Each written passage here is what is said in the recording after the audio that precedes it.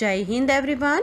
ओम सर्वे भवन्तु सुखिनः, सर्वे सन्तु निरामया, सर्वे भद्राणि पश्यन्तु, मा कश्चित् दुःखभाग् भवेत्। ओम शांति शांति शांतिः। इस श्लोक का अर्थ है सभी सुखी होवे, सभी रोग मुक्त रहे, सभी मंगलमय घटनाओं के साक्षी बने और किसी को भी दुख का भागी ना बनना पड़े। जय हिंद बच्चों। आज हिंदी व्याकरण में हम पाठ 23 पढ़ेंगे, जिसका नाम है संवाद लेखन। संवाद मतलब कि डायलॉग, जो हम बातें करते हैं उसे ही संवाद कहते हैं। तो चलिए हम शुरू करते हैं हमारा आज का पाठ, जो आपकी हिंदी व्याकरण टेक्स्ट बुक में पेज नंबर 110 में दिया हुआ है। संवाद लेखन, दो या दो से अधिक लोगों के बीच वार्तालाप, वार्तालाप यानी कि बातें, संवाद कहलाता है। तो ये बात आप सभी को पता है कि अगर हमें बातें करना हो किसी से तो हम अकेले तो नहीं बातें कर सकते, हमें उसके लिए कोई चाहिए होगा।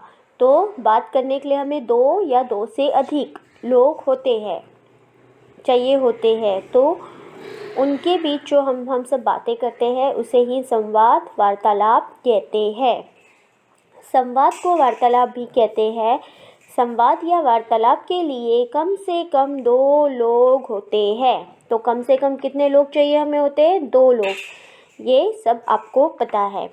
तो यही हमारा आज का पाठ है, जिसमें हम 2 लोगों के बीच की बातों को किस तरह से कम शब्दों में लिख सकते हैं वो हम इसमें सीखेंगे। लेखन का मतलब लिखना, ठीक है। बोलते तो हम लोग बहुत सारा है, लेकिन जब लिखते हैं तो किस तरह कम से कम शब्दों में अपनी बात को लिखना, ये हम इस पाठ में सीखेंगे। तो सबसे पहले इसमें ध्यान रखने वाली कुछ बातें हैं। संवाद कैसे होने चाहिए? छोटे छोटे होने चाहिए, है ना। बहुत बड़े बड़े अगर हम लिखें तो हम हमारा जो पॉइंट है, जो मुद्दा है जिस पे हम बात कर रहे हैं, उससे हम हट जाते हैं और अनावश्यक बातें हो जाती है। इसलिए संवाद कभी भी छोटे छोटे और सरल शब्दों में होनी चाहिए। फिर वाक्य एक दूसरे से जुड़े होने चाहिए, मतलब कि हम जो बातें कर रहे हैं वो एक दूसरे से कनेक्ट होने चाहिए। ऐसा नहीं कि हम किसी टॉपिक पे बात कर रहे हैं, लिख रहे हैं और किसी और टॉपिक के बारे में लिख रहे हैं, ऐसा नहीं होना चाहिए। फिर पात्रों के अनुसार ही भाषा होनी चाहिए। पात्र मतलब जो बात करने वाले जो 2 लोग होंगे उसे पात्र कहते हैं ना। तो पात्रों के अनुसार क्या होनी चाहिए? भाषा होनी चाहिए, ठीक। फिर संवाद की भाषा थोड़ी नाटकीय होनी चाहिए। नाटकीय मतलब कि थोड़े ड्रामा के अनुसार होनी चाहिए। एकदम जैसे हम पुस्तकों में लिखी होती है शुद्ध भाषा, वैसे नहीं, थोड़ी हमारी नाटकीय भाषा में भी हमें संवाद लिखने चाहिए। क्योंकि हम जब किसी से बात करते हैं तो एकदम शुद्ध इसमें बात नहीं करते, हम थोड़ा उनसे पोलाइटली और एकदम अच्छे से बातें करते हैं। तो वैसे ही लैंग्वेज में हमें यहाँ पे यूज़ करके हमें लिखना होगा। तो आपको ये अच्छे से समझ में आए, इसके लिए हमें हमारे टेक्स्ट बुक में 2 संवाद लेखन दिए हुए हैं।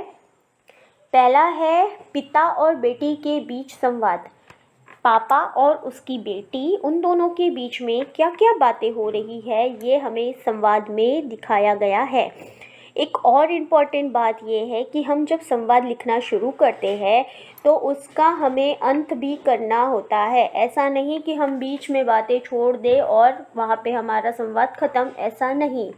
इसलिए हमें 2-3 बातों का ध्यान रखना है कि हमारी बातें और हमारे जो वाक्य है वो एकदम छोटे होनी चाहिए और उसकी शुरुआत और एंड अच्छे से होनी चाहिए।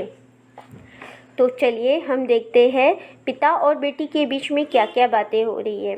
तो जो बेटी है उसका नाम क्या है? राधिका। यहाँ पे दिया हुआ है राधिका, हम किसी का भी नाम लिख सकते हैं। चलिए, राधिका अपने पिताजी से कहती है, पिताजी इस बार हम गर्मी की छुट्टियों में कहाँ पर घूमने जाएंगे। फिर उसके पिताजी कहते हैं, पिताजी बेटी तुम सोचकर बताओ कि कहाँ जाएंगे।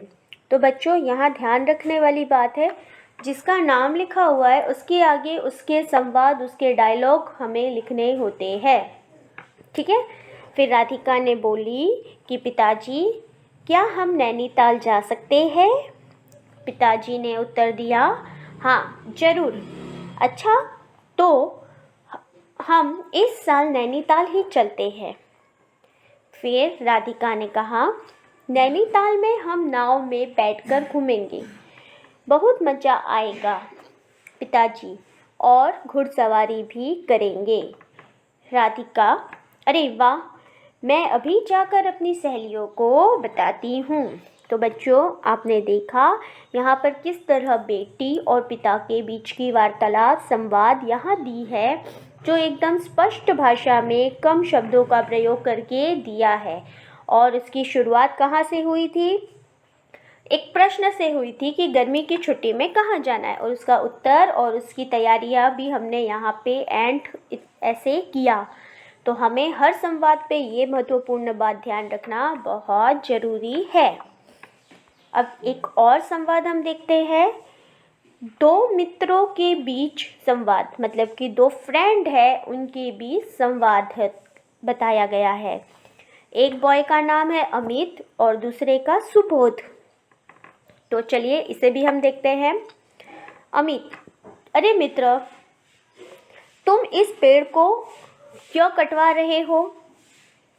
सुबोध, इसकी शाखाएं मतलब कि इसकी डालियां, टहनियां बहुत फैल गई हैं, मेरे कमरे में रोशनी नहीं आती। अमित, तो पूरा पेड़ मत काटो, केवल शाखाएं छोटी कर दो। सुबोध, हाँ ये तुमने ठीक कहा। अमित, इससे धूप भी आएगी और पेड़ भी बच जाएगा। सुबोध, ठीक है, मैं केवल इसकी शाखाओं को छोटी करवा देता हूँ। अमित, बहुत अच्छा, अब मैं चलता हूँ।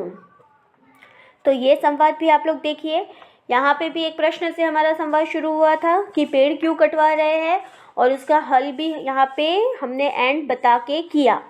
तो इस तरह हमें संवाद लेखन में एकदम कम शब्दों का प्रयोग करके शुरुआत और उसका अंत दोनों करना होता है। अब हमें एक्सरसाइज के लिए बहुत सारे संवाद दिए हैं, जो आपके पेज नंबर 111 में दिया हुआ है। पहला देखो क्या है, दो पालतू कुत्तों के बीच संवाद, मतलब कि दो पेट एनिमल है जो डॉगी है, उनके बीच की बातें। तो यहाँ पे हमें ऑलरेडी डॉगी के नाम मतलब कुत्तों के नाम दिए हैं, अगर नहीं होते तो हमें यहाँ पे उनके नाम अपने मन से देने होते। तो पहला देखो, एक डॉगी का नाम है, एक कुत्ते का नाम है टॉमी और दूसरे का नाम है टफ़ी। तो चलिए हम देखते हैं इनका संवाद में हम कैसे लिख सकते हैं। टॉमी कहता है, अरे टफ़ी, आज तो तुम बहुत दिनों बाद घूमने आए हो। फिर टफ़ी कहता है, हाँ टॉमी, दरअसल मेरे मालिक कहीं बाहर चले गए थे और मुझे अपने एक मित्र के पास छोड़ गए थे। टॉमी, अच्छा, तो तुम मालिक के मित्र के घर पे कैसा लगा? टफ़ी, अच्छा लगा, मेरे मालिक के मित्र भी उन्हीं की तरह बहुत अच्छे हैं। वहाँ बच्चे भी थे जो मुझे बहुत प्यार करते थे, हर समय मेरे साथ खेलते रहते थे। टॉमी, अच्छा, बच्चे तुम्हें तंग नहीं करते थे? टफ़ी, बिल्कुल नहीं, बल्कि जब मैं वापस घर आया तो वे रोने लगे और कहने लगे, हमें भी टफ़ी चाहिए।